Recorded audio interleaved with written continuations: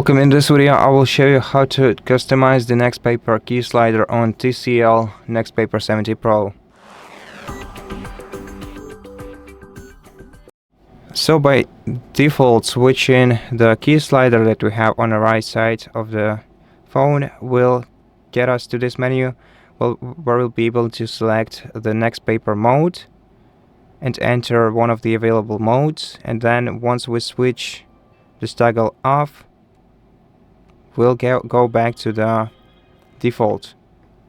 But we can also customize this switch.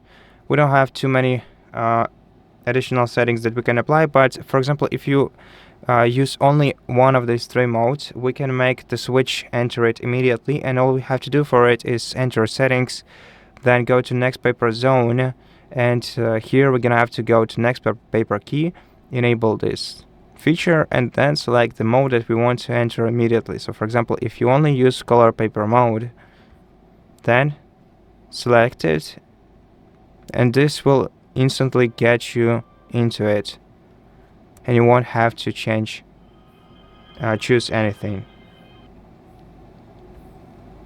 Now let's get back to settings. And as you can see, we can also enable or disable the NxtPaper mode switch sound. And we can also adjust the iCare settings here below. And that's it.